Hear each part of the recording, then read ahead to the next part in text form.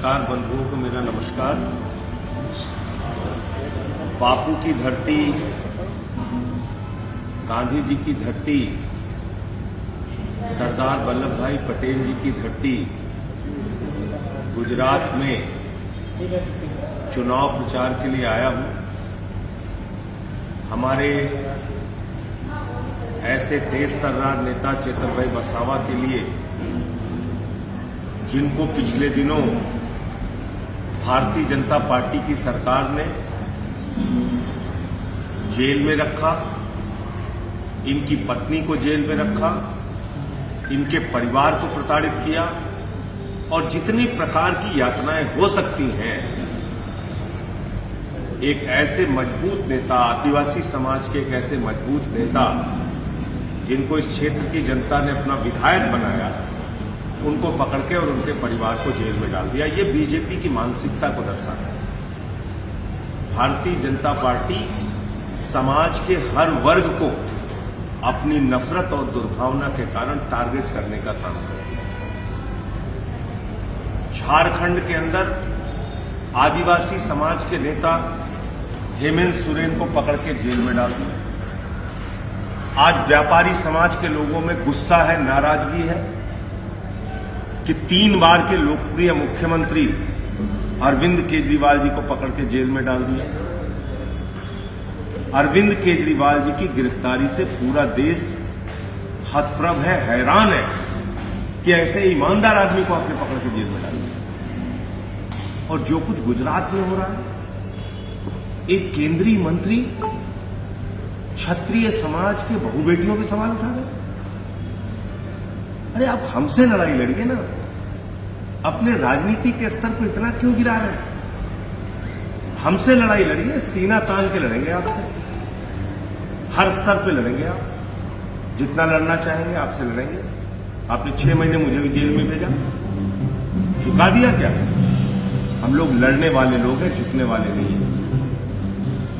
केंद्रीय मंत्री रूपाला का बयान क्षत्रिय समाज के बहु बेटियों का घोर अपमान है, और अगर जरा सी भी शर्म है भारतीय जनता पार्टी के अंदर, तो उसको कैंडिडेट नहीं बनाना चाहिए और उसका चुनाव मैदान से बाहर करना चाहिए। सार्वजनिक रूप से भारत के प्रधानमंत्री को माफी मांगनी चाहिए। आज पूरे देश का, गुजरात का राजपूत समाज आक्रोशित है, दुखी है।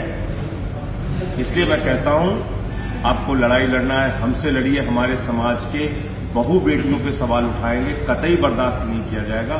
सूद समेत आपको जनता जवाब देगी, समाज जवाब देगा इस चुनाव के अंदर। आज हम चुनाव लड़ रहे हैं अपने काम के नाम, जो हमने दिल्ली में किया, जो हमने पंजाब में किया, एक अनुकरणीय उदाहरण प्रस्तुत किया। बिजली पे, पानी पे, शिक्षा पे, स्वास्थ्य पे, बुजुर्गों की तीर्थ यात्रा पे, माताओं बहनों के लिए बस की फ्री यात्रा पे, इतना सारा काम करने के बाद आपने 3 बार के निर्वाचित मुख्यमंत्री केजरीवाल जी को पकड़ के जेल में डाल दिया। तो मैं गुजरात की जनता से, भरूच की जनता से हाथ जोड़कर अपील करने के लिए आया हूं कि जेल का जवाब वोट से दीजिए। और आपको तो 2 जेल का जवाब वोट से देना है।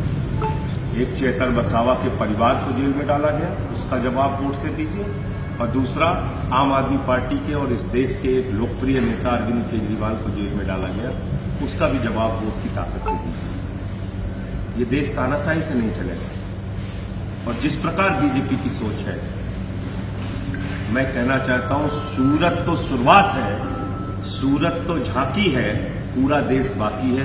पूरे देश में भारतीय जनता पार्टी चुनाव खत्म करेगी।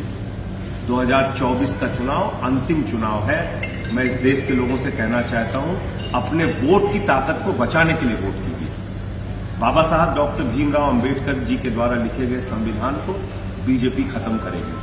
वोट की ताकत को बीजेपी खत्म करेगी। दलितों के, पिछड़ों के, शोषितों के, वंचितों के जो आरक्षण की व्यवस्था है, उसको बीजेपी खत्म करेगी। और मैं कोई ऐसी बात नहीं कह रहा हूं। अमित शाह जी ने क्या कहा था, 50 साल इस देश के ऊपर राज करेंगे, क्योंकि चुनाव खत्म करना है। मोहन भागवत जी ने क्या कहा था, आरक्षण खत्म होना चाहिए। मोहन वैद्य जी ने क्या कहा था, आरएसएस के बड़े नेता हैं, आरक्षण खत्म होना चाहिए। सूरत में क्या हुआ, बगैर चुनाव के बीजेपी जीत जाती है, बगैर चुनाव के। कभी हमने आजादी के बाद ऐसा सुना नहीं। तो ये तो सूरत तो शुरुआत है, सूरत तो झांकी है, पूरा देश बाकी है। पूरे देश में चुनाव को खत्म करेंगे, संविधान को खत्म करेंगे, आरक्षण को खत्म करेंगे। इसलिए लोगों से अपील करने आया हूं। 5 विधायक आपने विधानसभा में जिताए थे, 14% आपने वोट दिया था। आज हमारी 2 सीट हम लोग भावनगर, भरूच लड़ रहे हैं और हमारे एक बड़े नेता चेतर बसावा जी, जो कि बहुत मजबूती से चुनाव लड़ रहे हैं और चुनाव जीत रहे हैं। इनको सबका वोट यहाँ पे मिल रहा है, वो चाहे आदिवासी समाज का हो, वो चाहे अलग अलग वर्ग के व्यापारी समाज का और बाकी वर्ग के लोगों का हो, राजपूत समाज का हो, अल्पसंख्यकों का हो, सबका वोट इनको मिल रहा है। मुझे इतनी बात कहनी थी। आपका कोई प्रश्न हो तो आप पूछ सकते हैं। सर, दिल्ली हाईकोर्ट ने कल एक टिप्पणी की कि अरविंद केजरीवाल ने नीचे को ऊपर रखा, उनको सत्ता का मोह, क्या करेंगे? उसी हाईकोर्ट ने 3 बार ये याचिकाएं खारिज की जिसमें उनके इस्तीफे की मांग की गई थी। तो इसलिए जो हाईकोर्ट का फैसला है उस पर हमारे जो अधिवक्तागण हैं, वकील हैं, वो अपनी राय रखेंगे और जो आदेश आया उसका अध्ययन करके तब आगे क्या करना है वो तय करेंगे। सर, मोदी सरकार बोल रही है अब की बार 400 पार। आपका स्टेटमेंट है हमारी पार्टी 300 सीटें लाएगी, तो क्या करेंगे? देखिए, बंगाल में बोले 200 पार, आई 77। झारखंड में बोले 65 पार, आई 23। दिल्ली में बोले 45 पार, आई 8। हरियाणा में बोले 75 पार, आई 40। महाराष्ट्र में बोले 150 पार, आई 105। मिजोरम गए थे लोग, बोले 21 पार, 21 पार, 21 पार, आई 1 सीट, 1 सीट। अभी कह रहे हैं 400 पार, 400 पार, 400 पार। जनता कह रही तड़ी पार, तड़ी पार। इसलिए इनको इस बार जनता सबक सिखाएगी। ये चुनाव जनता ने अपने हाथ में ले लिया।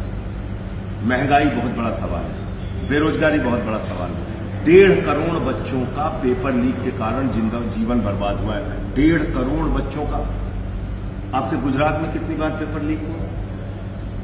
लोगों के जीवन बर्बाद कर रहे हैं।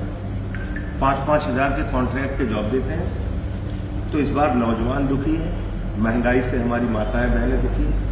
क्या कहते थे, 40 रुपए में डीजल हो जाएगा, 50 रुपए में पेट्रोल हो जाएगा।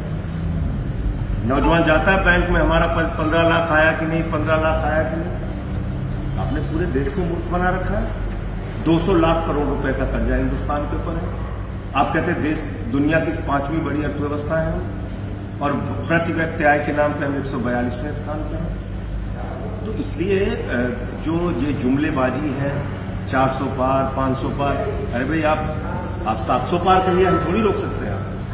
आप कह सकते हैं अखंड भारत से 700 सीट आएगी हमारी, कुछ श्रीलंका से आएगी, कुछ बांग्लादेश से आएगी, कुछ अफगानिस्तान से आएगी, कुछ पाकिस्तान से आएगी। कहिए, रोकने कहने में थोड़ी रोक। इंडिया गठबंधन 300 से ज्यादा सीटें पाएगी और सरकार बनाएगी, ये बिल्कुल तय है, निश्चित है। अगर इंडिया गठबंधन की सरकार नहीं बनती है तो उसके लिए जिम्मेदार किसको? सारे सामूहिक रूप से प्रयास कर रहे हैं और सरकार बनेगी। नहीं बनने का सवाल कैसे? नहीं बनने का तो कोई प्रश्न ही नहीं। भाजपा लगातार अरविंद केजरीवाल का इस्तीफा मांग रहे जेल में होने के कारण। तो इस्तीफा तो मणिपुर के सीएम का इस्तीफा क्यों नहीं मांगती भाजपा? आप बताइए, जिस राज्य में 1 साल से हिंसा चल रही है, कारगिल योद्धा की पत्नी को निवस्त करके मणिपुर में घुमाया गया। उस कारगिल के योद्धा ने कहा, मैंने भारत माता की तो रक्षा की, अपनी पत्नी की रक्षा नहीं कर पाया। लोगों के घर जलाए जा रहे हैं, हत्याएं की जा रही हैं। उस सीएम का इस्तीफा नहीं होना चाहिए।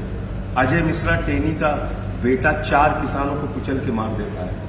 उस अजय मिश्रा का गृह राज्य मंत्री का इस्तीफा नहीं होना चाहिए।